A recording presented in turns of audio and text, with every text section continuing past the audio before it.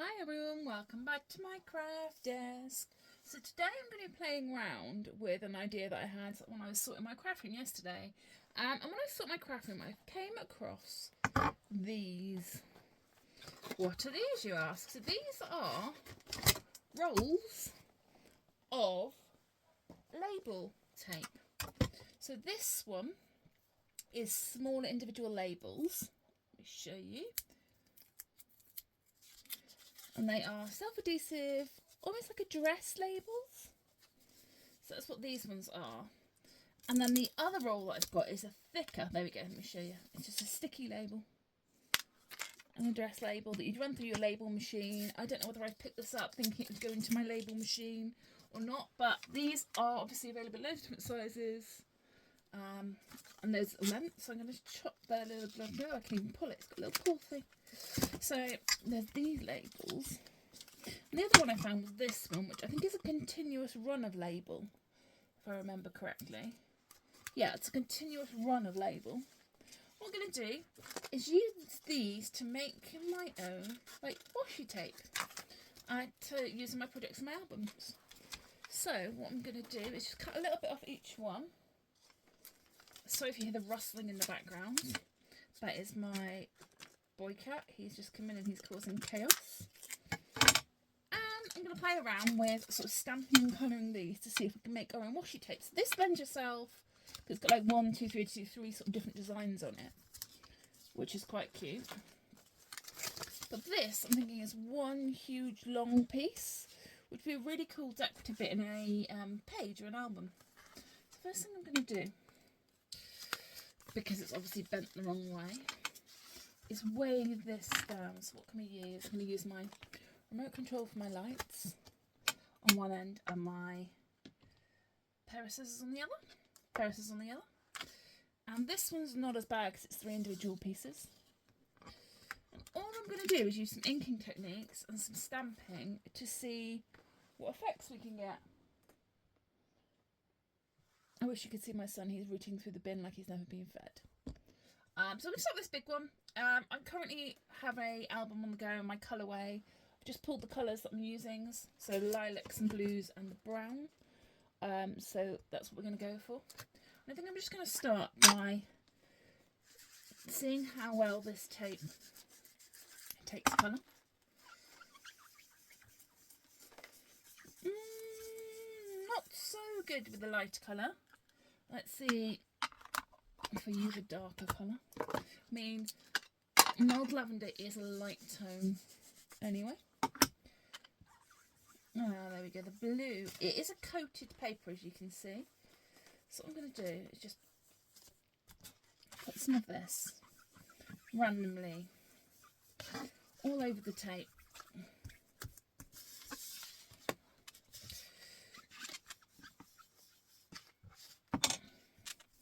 So because it is a coated paper, you can see it sort of sits on top of the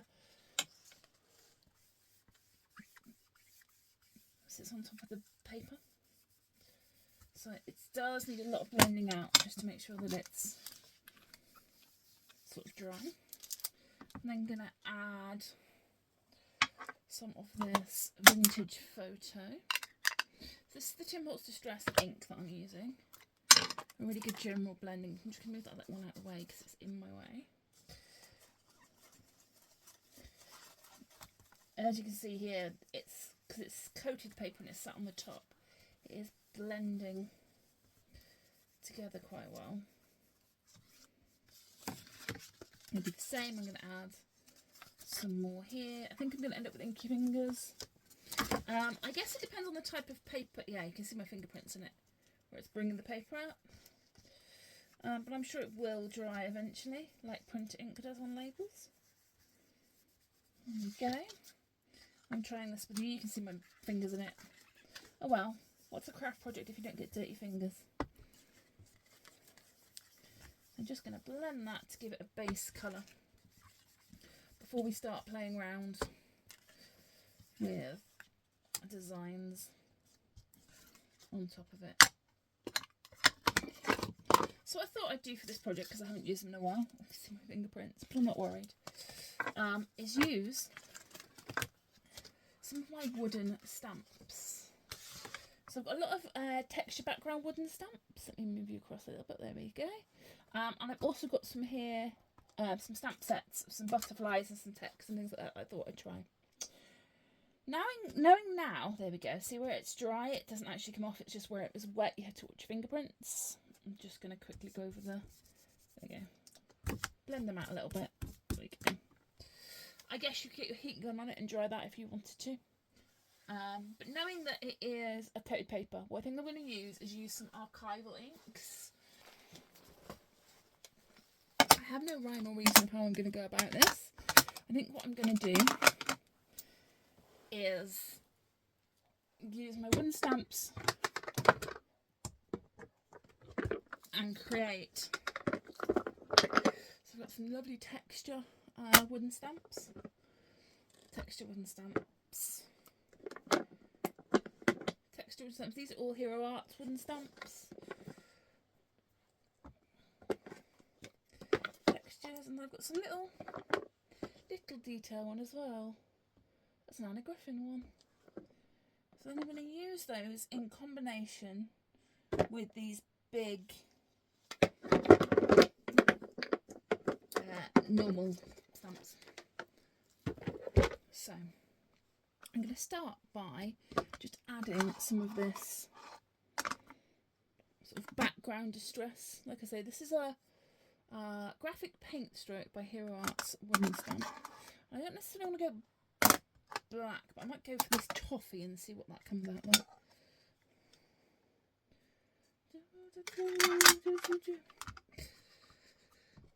I'm not worried about it being precise. I'm just going to whack it on.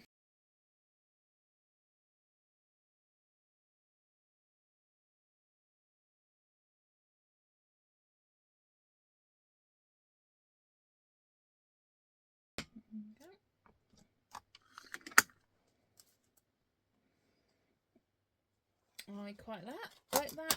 Now what I'm going to do is move on to graphic scribble. Again, Hero Arts. Let's go for a purpley tone. Imperial purple.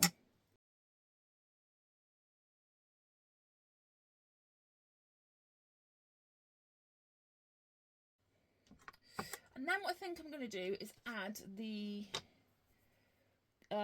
images on top. So what we're going to go for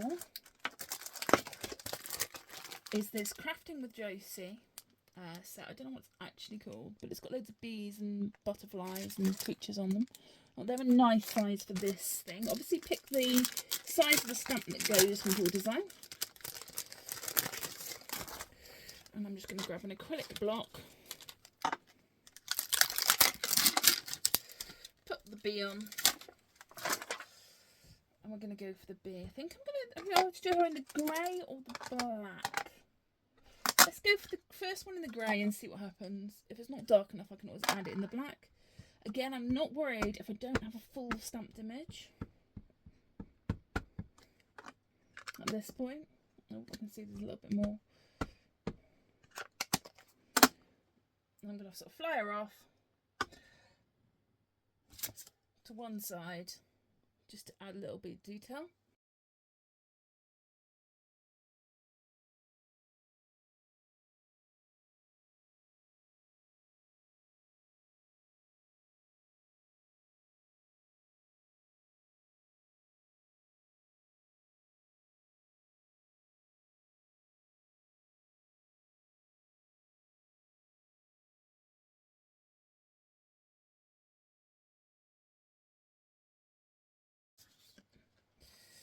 There we go. Now I'm just going to add a little bit more detail with this little Anna Griffin stamp, and I'm going to do it in a black onyx.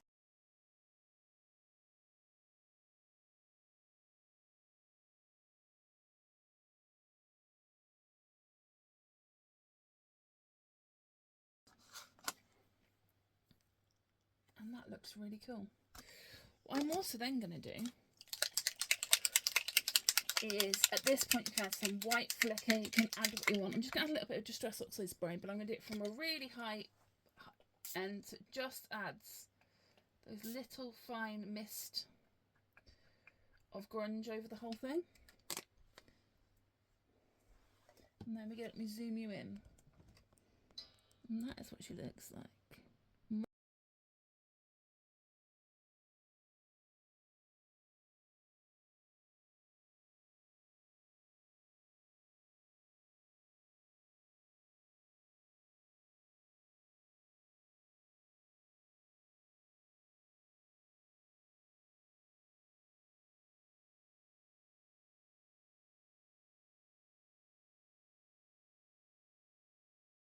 Brilliant. So what we learned about the big paper was that this is coated paper, and that means you just need to be a little bit careful with it drying.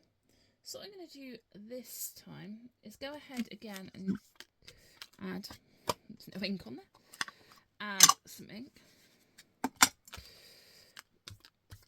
But I'm going to do a lot less than I did last time. I can add some vintage photo to here. This again is different coated paper. This is nowhere near as coated as the last stuff. Just going to try and experiment with your paper. Labels for printing addresses. I'm sure everybody has those floating around. They're a good item to use, or any sticker paper really. You could always die cut sticker paper. You could always add some mod lavender. No, you're not playing games today, mod lavender. Maybe I need to refresh you. Got any blue on there? Yes, there we go. Just add the blue. Use what's on the dobber. And again, it's just a case of letting this dry, and don't do fingerprints like I have just done. So we'll dobber those off.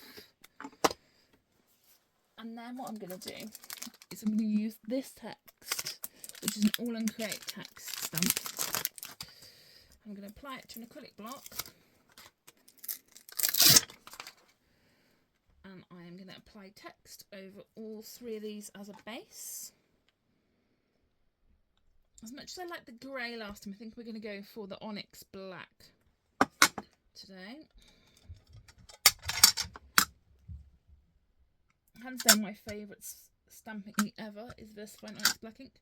I'm not going to ink the whole of the stamp, just the first half, because I know that I don't need all of it. I just need part of it, and I'm just going to apply it randomly on a wonk. There we go. That is that part. I'm going to do the same with the next. So I'm going to add it on wonk this side. That was a little bit on the top of my worried no. I actually like this very, very simple. I mean, you can see the opportunities for this are endless. Should we just make, I'm just going to do this. I'm just going to make these pieces of tape all coated in just text.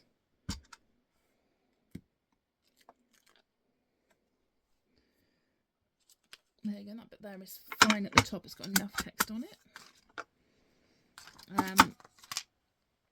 And that is a fantastic little piece, just as it is, without adding anything else to it. I don't even think I'm going to. I'm going to leave those. I am just going to quickly get my heat gun though and see. This might be heat transfer, heat sensitive tape, we don't know. Circles.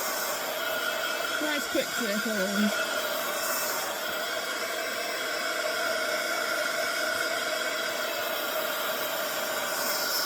I don't think this is heat tape.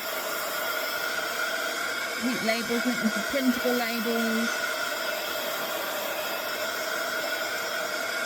But you can obviously make this to match any colour scheme, any designs you have on any product. So if you don't have washi tape, you can make these instead. Let me show you those. So it's just using up labels. I love this one. Using up labels to make stickers on washi tape, or your DIY washi tape for your projects. Let me show you quickly how I would use this. So this is my current album, which is my birds album. I'm just going to zoom you out. This is the one I'm currently working on. And what I would do is find something like here that needs a little bit of interest. Quite like this bit here. I'm going to apply it to here, I think. I'm going to take my sticker. I'm just going to apply it. Okay. Oh, not there. I want you in the corner. And there I've just made colour coordinated sticker ephemera with my labels and my ink. So the long one you can obviously cut up to smaller pieces if you want, or you can add the whole thing to a larger project. But yeah, very happy with that. Hope you enjoyed crafting with me, and I will see you all soon. Bye!